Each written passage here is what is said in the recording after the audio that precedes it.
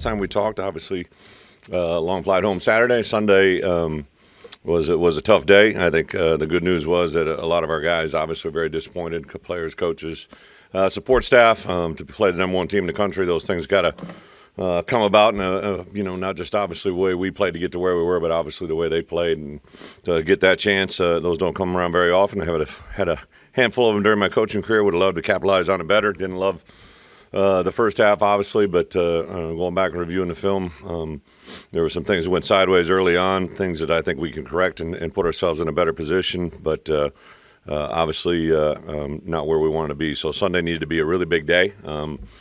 Had about 2.5 hours of learning for our coaches, with our coaches and our players as a staff. We went through it repeatedly during the day, but kind of had to turn the page Sunday night to jump into our Minnesota preparation, a team that's won 3 games in a row, a team that has played very well down the stretch here. We know who Minnesota is, what they're all about.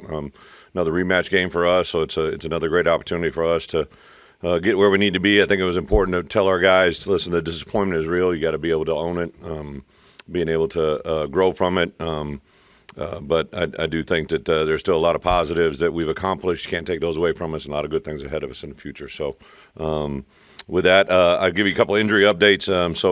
All the guys that left the game, unfortunately, a lot of them were in the DB position. So Torrey Cox has already begun to pass his initial protocol, is on track to be able to practice by somewhat capacity tomorrow, but should be good to go by Wednesday, Thursday. Same thing, Pat Bryant, also in the DB room, Terrence Brooks and Caleb Patterson.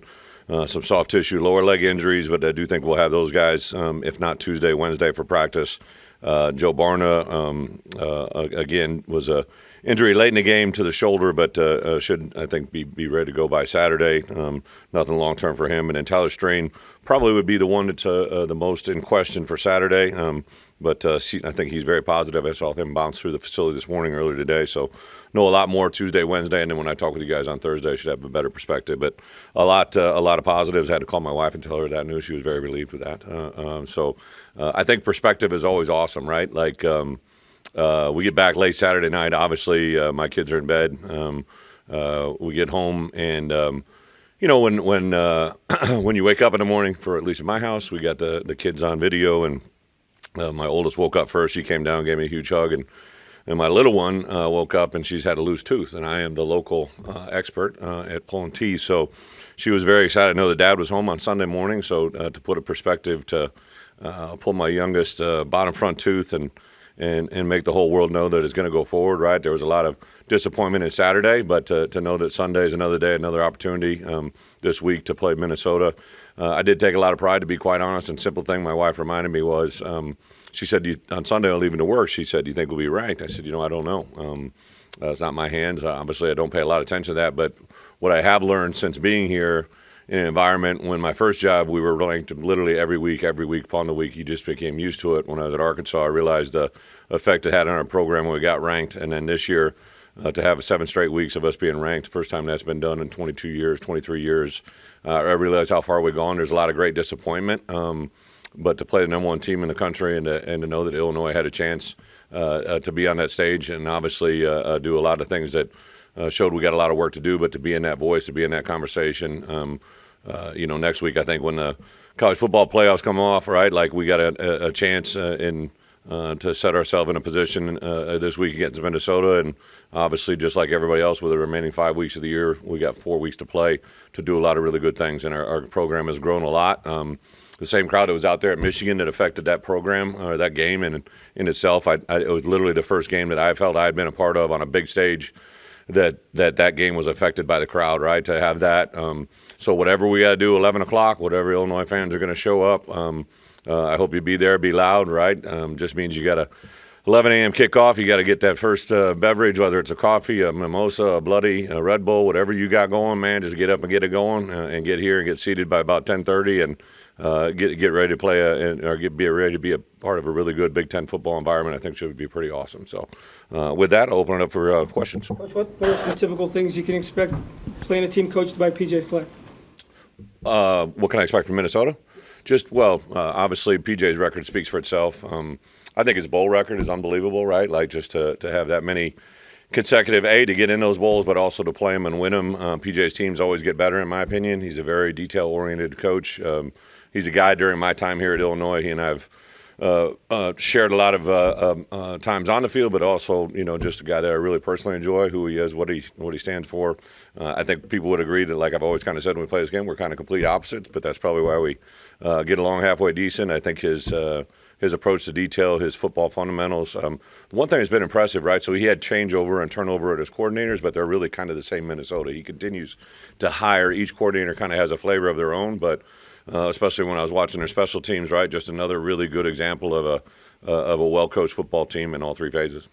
With Pat in particular, is he a guy because of the volume of reps he's had in his career? Pat Bryant? Yeah, if you were cleared on to practice Wednesday or Thursday. That's a very good point. I think the more – and this is probably coach-driven, not player-driven. I think the coaches, need to have assurance that what they see during the week is what you see on Saturday. And there was actually an example of this earlier this year for a player that really will remain disclosed at this time as well, but a guy that came in on Sunday and just was feeling a little bit different than when he finished the game. It was a game that we had won.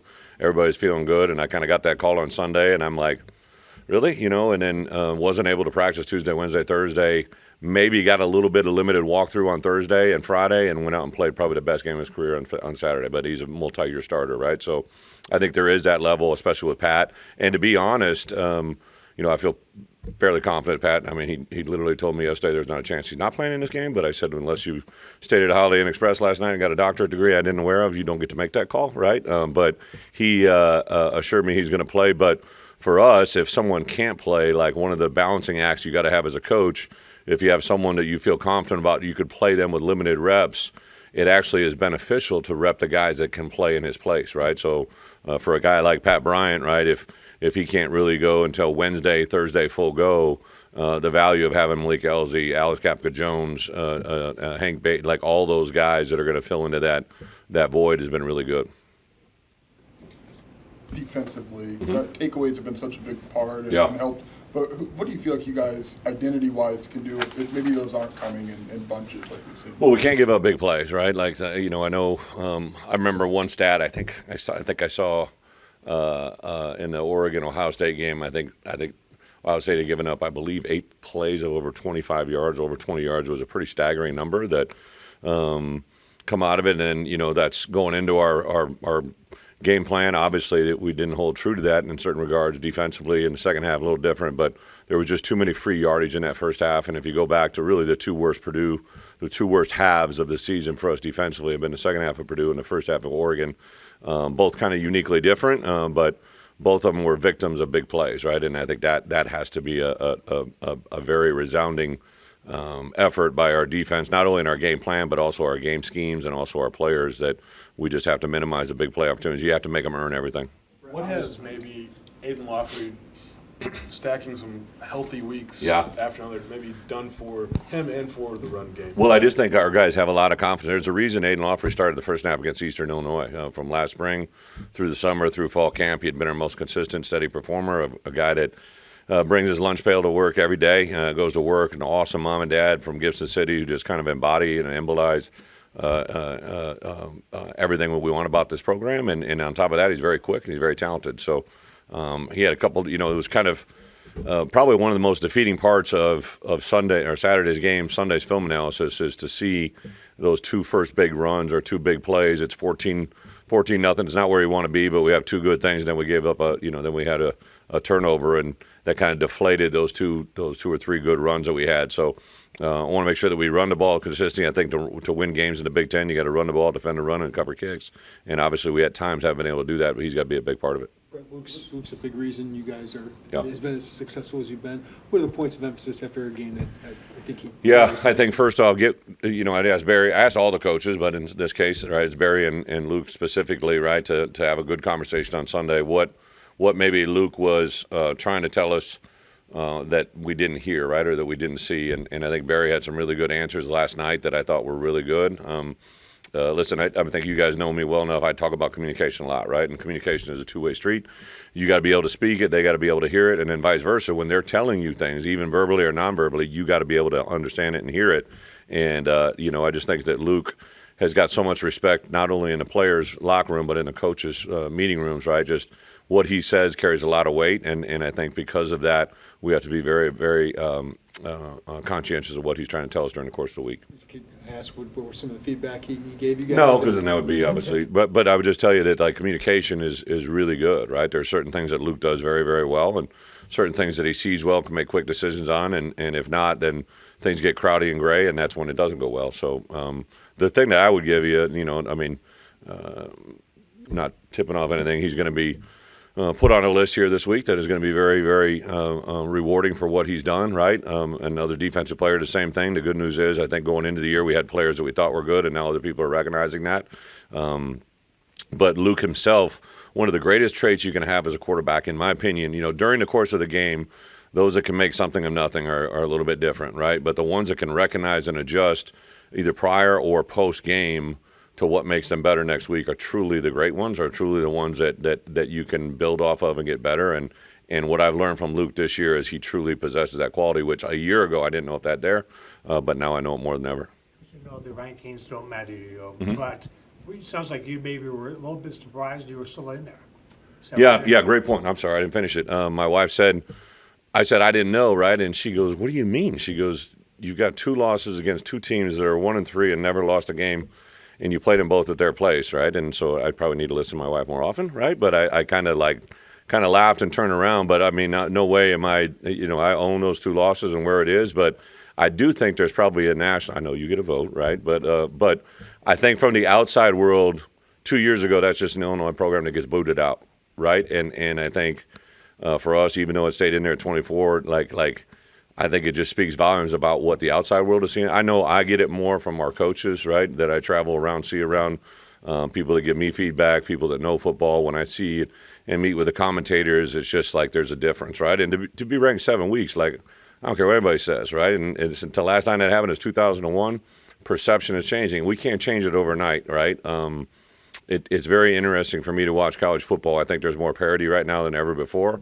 Parity is awesome from Illinois, right? Like the more we can get on the same playing field, and I hope the heck this revenue share goes forward, and if we're all dealing, with the same NIL from, whatever it ends, if I can handle being within a couple million of each other, this is crazy to say, right? But last year we were at 2 million, and the team we competed against was at 20 million. That's not apples and oranges, right? Or however you want to say it.